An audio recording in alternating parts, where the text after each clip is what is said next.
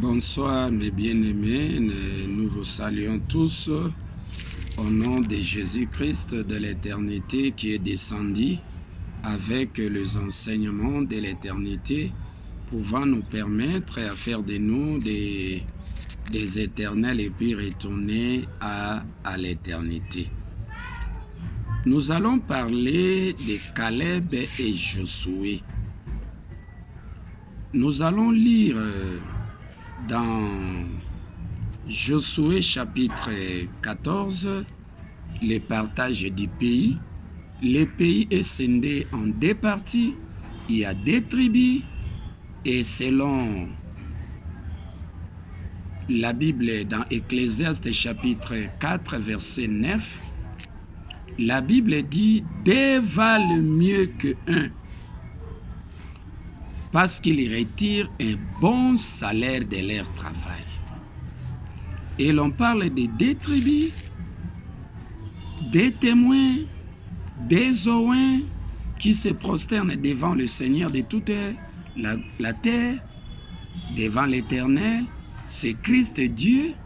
Il y a des témoins, il y a des femmes sages, il y a Gabriel, et puis il y a Michael.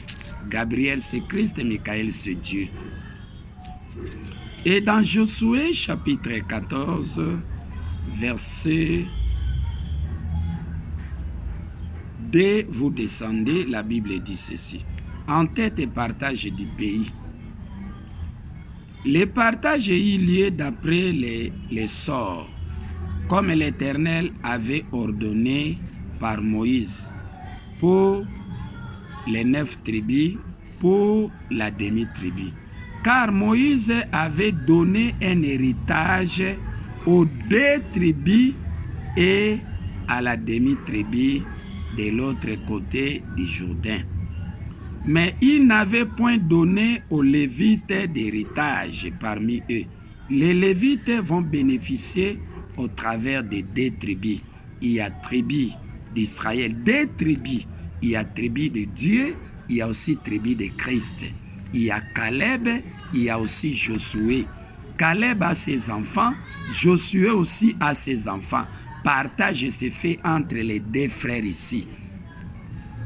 Les 2 fils de l'Éternel. Et Caleb et Josué, ce sont les 2 fils de Moïse. Le messager du 7e âge a formé 2 disciples. Il a formé Christ, il a formé aussi Dieu. Et Caleb et Josué. Et c'est comme ça, la Bible dit, 2 tribus. Il y a Manassé et il y a Ephraïm. Manassé, là, c'est l'image de Christ.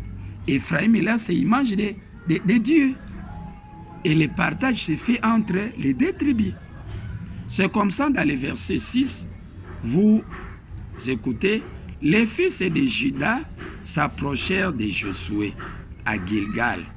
Et Caleb, fils de Jéphuné, les Kérésiens, lui dit, tu sais ce que l'Éternel a déclaré à Moïse, homme de Dieu, au sujet de moi et au sujet de toi à Karnes Barnéa.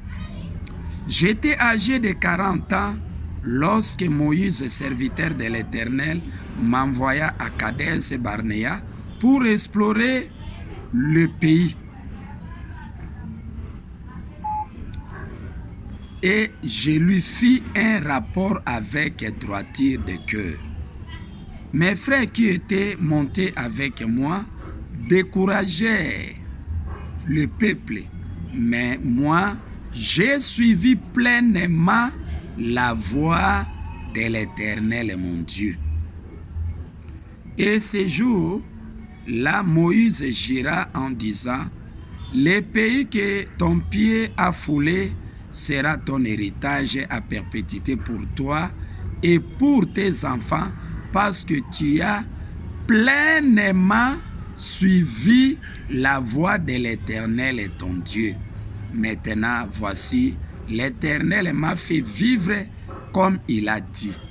Il y a 40 ans, 45 ans, l'Éternel m'a fait vivre. Lorsqu'Israël marchait dans le désert, Et maintenant, voici, je suis âgé aujourd'hui de 80 ans. 80 ans, c'est 8. Ça, c'est l'enseignement de la première venue. Ça, il est accompli avec l'enseignement spirituel du commencement de la première venue. Donc, Caleb, c'est l'image de Christ. Et ici, il est accompli avec l'enseignement de la première venue. Chiffre 8, c'est le chiffre de 8. Mais à part les 80 ans, chiffre 8 de l'enseignement de la première venue, vous allez voir, il dit 11, verset 11. Je suis encore vigoureux comme au jour où Moïse m'envoya. J'ai autant de force que j'en avais alors. Soit pour combattre, soit pour sortir et soit pour entrer.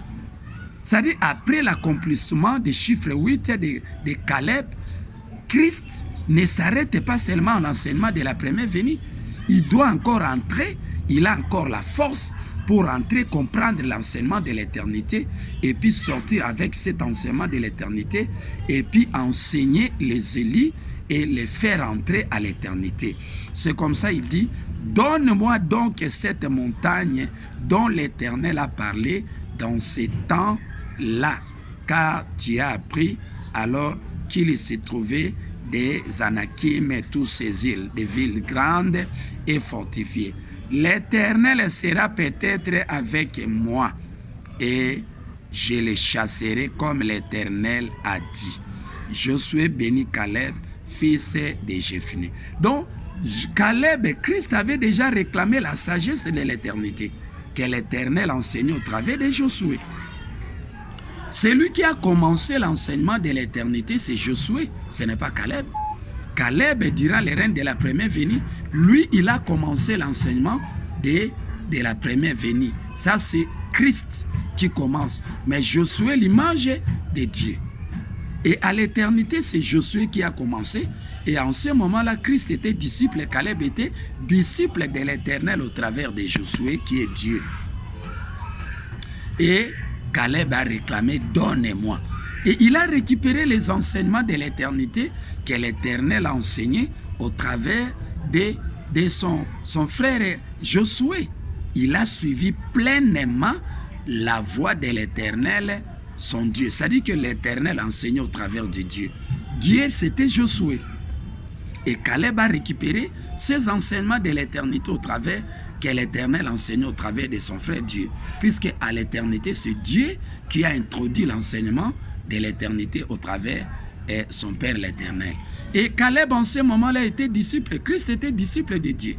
Et il a récupéré les enseignements de Dieu. Il a suivi pleinement la voie de l'Éternel et son Dieu. Et il a droit à la récompense. C'est comme ça, il dit, l'Éternel serait peut-être avec moi. Aujourd'hui, l'Éternel est avec Christ. Il lui a révélé les enseignements de l'éternité. Et aujourd'hui, Christ est descendu avec les enseignements de l'éternité. C'est Caleb aujourd'hui. Et il enseigne des enseignements de l'éternité, pouvant nous permettre de devenir des esprits éternels et puis retourner à l'éternité. Et aujourd'hui, Caleb est en scène. C'est comme ça, à la fin du règne de l'enseignement de Josué, vous allez comprendre un mystère ici. C'est écrit dans Hébreu. Si vous lisez l'enseignement que l'Éternel nous enseigne au travers de son fils, la Bible dit ceci. Si Josué leur avait accordé un repos, on ne parlerait pas d'un autre jour, d'un autre repos du sabbat. Là, l'autre jour là, pourquoi on parle d'un autre repos? Et pourtant Josué était là. Mais pourquoi on doit encore parler d'un autre repos? Pourquoi? C'est parce que l'enseignement de Josué à l'éternité, à la fin de son règne, son enseignement est souillé. Hébreu 4, verset 8, nous allons lire ça.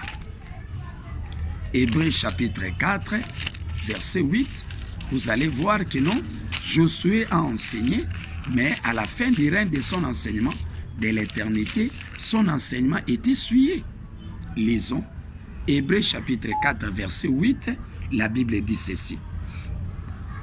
Car si Josué leur eût donné le repos, il ne parlerait pas après cela d'un autre jour.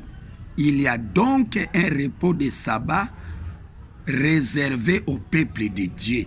Donc les disciples de Dieu aujourd'hui doivent s'attendre à écouter l'enseignement de l'éternité que l'Éternel enseigne au travers de Christ. Ça, c'est un autre jour. À part Josué, il y a Caleb. Aujourd'hui, Caleb et Christ a reçu les enseignements de l'éternité auprès de l'Éternel. Et il doit venir, et il est venu avec ces repos de l'éternité. Il y a des repos.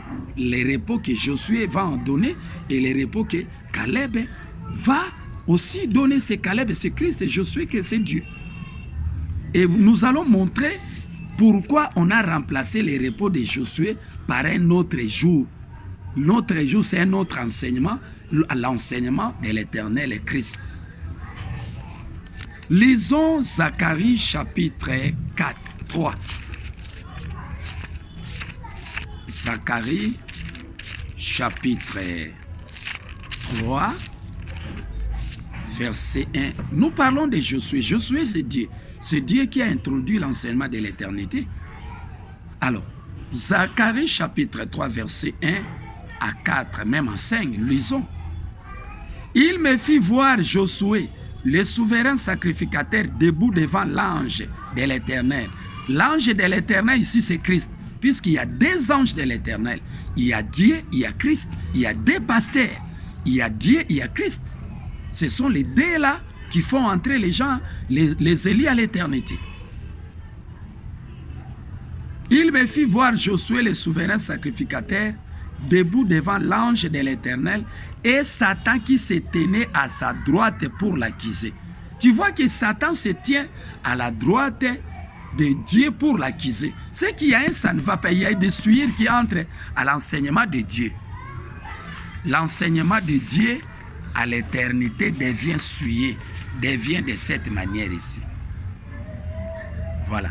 Dieu qui était très saint avec son enseignement de l'éternité, comme ça, son enseignement devient souillé à la fin, souillé, mélangé comme ça. Un Dieu mélangé. Il y a des souillures qui entrent dans son enseignement. C'est comme ça que Christ est venu avec l'enseignement de la correction pour corriger Dieu. Christ est venu avec l'enseignement de la correction. Ça, c'est l'Éternel Christ. 2, c'était l'enseignement de l'éternité de Caleb, de Christ, pour corriger Dieu et puis faire de lui très saint.